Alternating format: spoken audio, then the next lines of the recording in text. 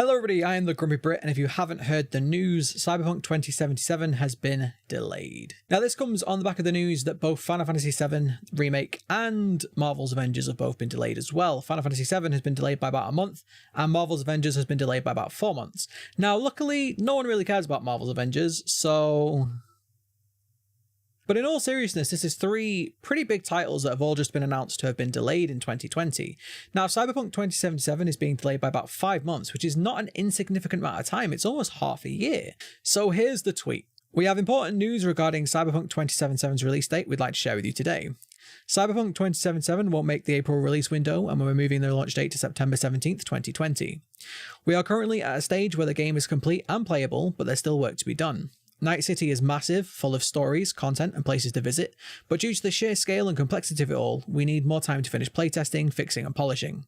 We want Cyberpunk 2077 to be our crowning achievement for this generation, and postponing launch will give us precious months we need to make the game perfect. Expect more regular updates on progress as we get closer to the new release date. We're really looking forward to seeing you in Night City. Thank you for your ongoing support. When anything like this ever happens on the internet, there is always a debate, there are always arguments about it, and there are kind of 2 trains of thought going on at the moment. There is one camp of people saying, great, delay it as long as you need, I'd rather the game came out in a better place and I enjoy it more on launch. And then there is another camp of people saying, that's a big delay. Like, I was really excited to play Cyberpunk in April and now I have to wait till September. I'm not happy about it.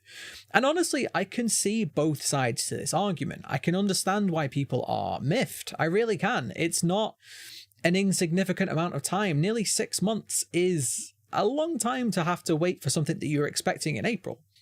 Now, I want to talk about this one because I think there's maybe a few more factors at play here that some people maybe don't realize. Projekt Red are definitely known for making stellar single-player experiences. Now, The Witcher 3 was Projekt Red's last big hit, and it was pretty much widely accepted as being an absolutely fantastic game.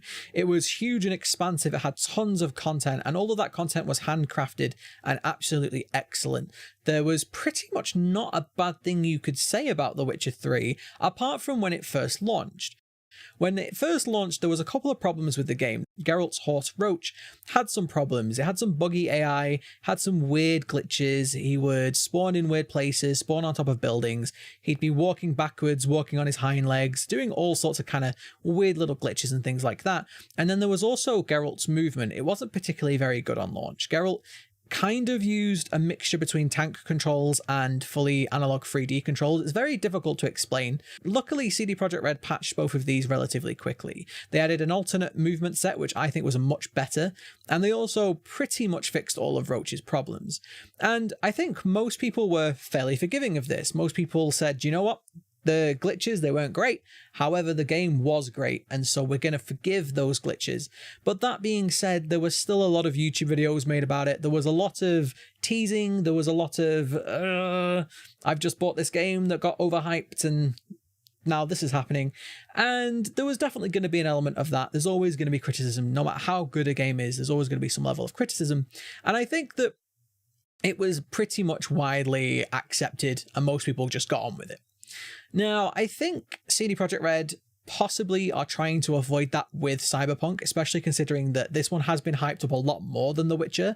I think The Witcher 3 was kind of a surprise smash hit, honestly. It was the first Witcher game that I really played, and it was the first game that I played from Projekt Red, and honestly, it kind of put them on the radar for me. They were a company that I didn't really know about until The Witcher 3, and I think a lot of people are in the same boat as me. And so I think this time around, Projekt Red are much more in the limelight. People are watching them much more closely, and people have much higher standards for them. So I think when Cyberpunk comes out, there's going to be a lot of people that have a really high bar that they have set because of The Witcher 3, and that's potentially going to set them up to fail. If Cyberpunk 2077 doesn't have that same level of quality and polish that The Witcher had, it's going to lead maybe to some people being a little bit disappointed, or maybe people being a little bit more critical than they otherwise would have been.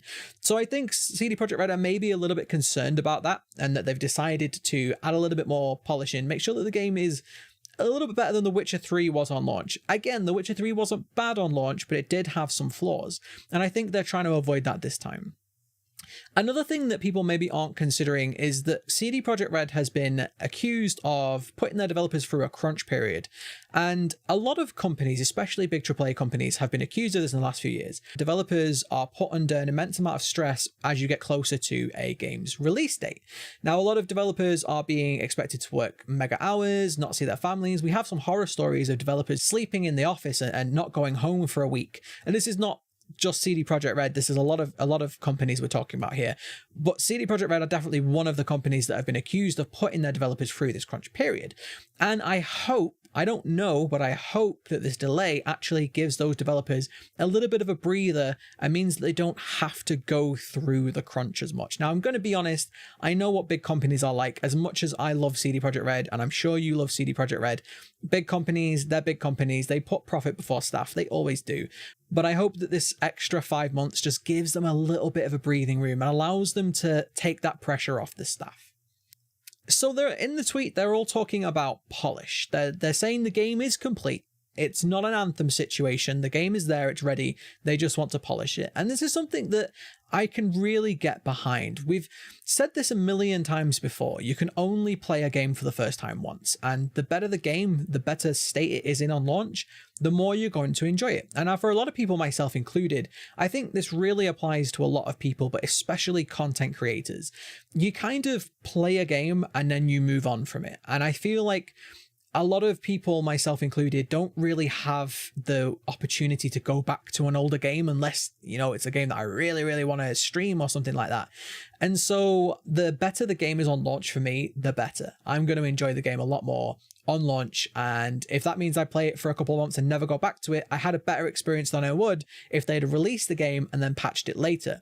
And I've criticized companies before as well for releasing games in unfinished states and patching them later. It's almost like release windows don't mean as much anymore. It's like games can ship in whatever state they want, and developers sometimes expect that we're going to accept that and let them fix the game. This happened with games like Fallout 76 and Anthem, and those games were heavily criticized for that. I don't think Cyberpunk 2077 was going to be anything like those games whatsoever. I really don't. I think this is just tidying up the game, just adding those finishing touches to it. But the fact that CD Projekt Red are willing to postpone the game, and they're willing to maybe take a little bit of flack for that to make sure that this game comes out in the perfect state, I can respect that.